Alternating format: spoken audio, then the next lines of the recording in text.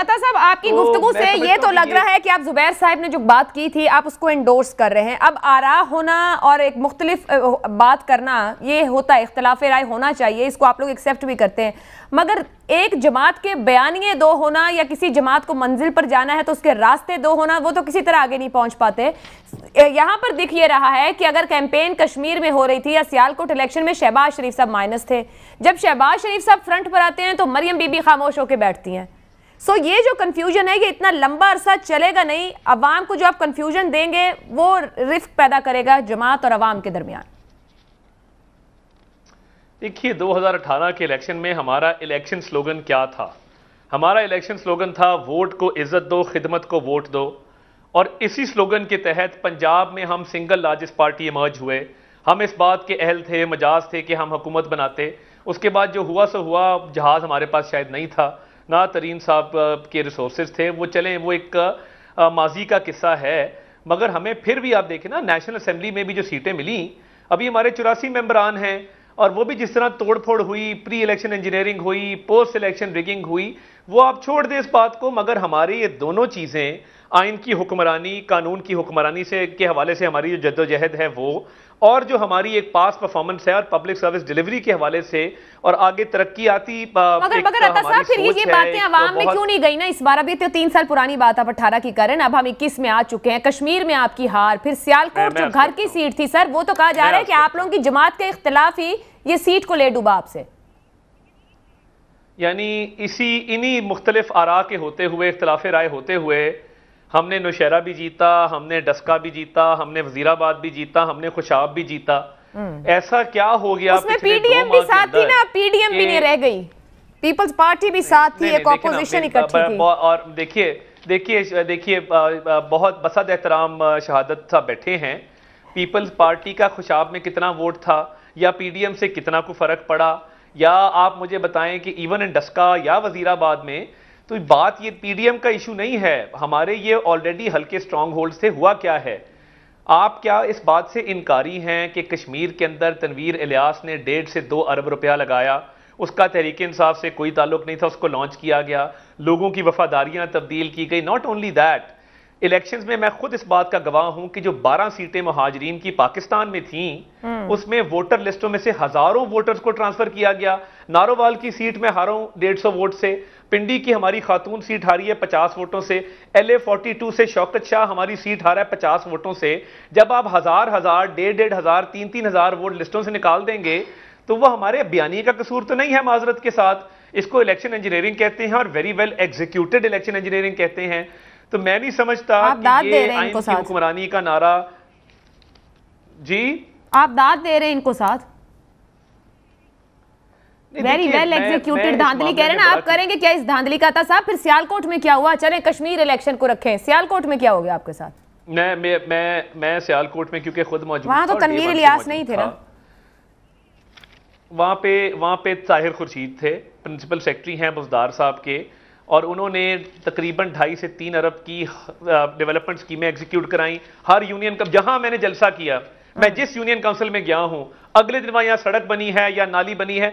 मैं तो हैरान था कि ये ठेकेदार हैं कि जिन हैं कि जो 24 घंटे के नोटिस पे मोबिलाइज होते हैं और तरक्याती स्कीमें शुरू हो जाती हैं। और इलेक्शन वाले दिन आज हमने वकला से मीटिंग की है और हम अपनी एक पिटिशन तैयार कर रहे हैं। हम इस मामले को जाने नहीं देंगे क्योंकि 9 घंटे की पोलिंग में 5 घंटे बारिश होती रही, तो 55.3% टर्नआउट कहां से आया? इनके पोलिंग कैंप खाली थे।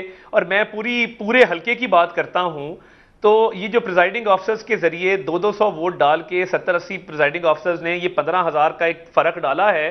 मैं तो हैरान हूं इस बात पे। और देखिए ताहिर साहब, अगर आपको अपनी मौजूदगी में हर दिन वहां पर सड़कें और नालियां बनती नजर आ रही थी और आप देख रहे थे इसी तरह से इलेक्शन में हो रहा होता है, तो फिर आप इतने पूरे तमाद कैसे थे कि आपको ये वाला दावा करना पड़ गया? ये सुनिए, मैं करता हूं सुन तो नहीं अपना दावा के फजल से दोबारा 10-12 हजार से ना हराया, मेरा नाम अता तारण नहीं है।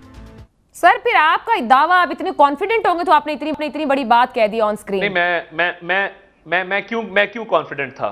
मैं इसलिए कॉन्फिडेंट था कि मैंने union council wise, ward wise अपनी वर्किंग की थी। एक यूनियन काउंसिल में एक नहीं 3-3 धड़े हमारे साथ थे।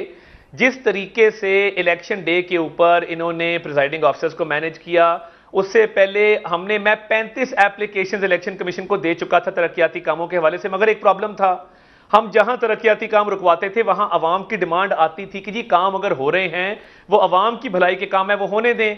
कल जो कैंडिडेट वहां से जीता है, एक टॉक शो के ऊपर उसने कहा जी मैंने ये जाती पैसे से काम कराया है। उस भोले बादशाह को ये नहीं पता था कि इलेक्शन में आप जाती पैसे से भी तरक्याती काम नहीं करा सकते, और अगर 2.5 अरब का आपने तरक्याती काम जाती पैसे से कराया है फिर तो आपके खिलाफ नैब का रेफरेंस बनता है। तो देखिए ये इलेक्शन इन्होंने डस्के से सबक सीखा, डस्के में इन्होंने बेवकूफी की, इन्होंने खुल के कैमरे की आंख के सामने रिगिंग की, बंदों को कत्ल किया। आप प्री पोल रिगिंग पर एहतजाज करेंगे अता साहब, इलेक्शन डे पे तो कोई रिगिंग नहीं, आप प्री पोल रिगिंग की बात कर रहे हैं। मलिक अहमद खान ने भी इस पर कहा है कि कोई इलेक्शन डे पे रिगिंग नहीं हुई है, अगर आप कहें तो सुनवा दें। नहीं इलेक्शन नहीं, वो मुझे पता है उन्होंने क्या कहा है, वो टीवी स्क्रीन दिखाती रही है, मैं इलेक्शन डे पे मौजूद था। इन्होंने 165 प्रिजाइडिंग ऑफिसर्स में से 70 से 75 प्रिजाइडिंग ऑफिसर्स मैनेज किए। एक बंदे को हमने पकड़ा, वो 4-5 वोट इकट्ठे डाल रहा था। मैंने डिस्ट्रिक्ट रिटर्निंग अफसर के नोटिस में ये बात दी, उन्होंने मुझे कहा कि जी हमने उस बंदे को गिरफ्तार करके वहां से इविक्ट कर दिया है पोलिंग स्टेशन से। वो प्रिजाइडिंग ऑफिसर का नायब कासिद था, एक प्रिजाइडिंग ऑफिसर के साथ इन्होंने एक इजाफी बंदा अटैच किया हुआ था। उस बंदे को पुलिस ने गिरफ्तार किया, वहां से लेके गए और चंद मील दूर जाके छोड़ दिया। ऐसे कई वाकयात हैं जो ये 70 से 80 पोलिंग स्टेशंस पे बड़ा वेल एग्जीक्यूटेड प्लान था। आप बहुत बड़े-बड़े दावे कर रहे हैं, तो इस पे फिर आप लोगों ने करना क्या है? ये हमें टीवी शोज में आप लोग सिर्फ बताते रहेंगे। आपकी जमात के कुछ लोग कहते हैं कुछ नहीं हुआ, कुछ कहते हैं बहुत कुछ हो गया है। मैं अर्ज करूं, देखिए ना, मैं क्योंकि ऑन ग्राउंड मौजूद था ना, इस कैंपेन को चला रहा था, तो एक प्रॉब्लम ये है कि मैं इलेक्शन कमीशन को 30 से 35 एप्लीकेशंस मैंने मूव की, हमारा लीगल सेल काम कर रहा था। एक रिट पिटीशन मैंने हाई कोर्ट में की कि प्रिंसिपल सेक्रेटरी साहब को रिस्ट्रेन किया जाए कि वो इंटरफियर ना करें। वो रात को आके सियालकोट में मीटिंग्स करते थे। वजीर आला सेक्रेटेरिएट का एक परमानेंट डिप्टी सेक्रेटरी वहां पे डिप्लॉयड था जो वहां पे लोगों के काम करवा रहा था। मैंने आज अपने वकला से मीटिंग की है और हम इस मामले को इस तरह जाने नहीं देंगे। ये हल्का हमने हर हाल में खुलवाना है, ये आप बेशक ब्रेकिंग चला दें, ये हल्का खुलवाने का हमने फैसला कर लिया है। हल्का खोलने का फैसला कर लिया है नून लीग ने। ये आलिया हमजा मलिक साहिबा, ये हल्का खुलेगा। जी कहिए।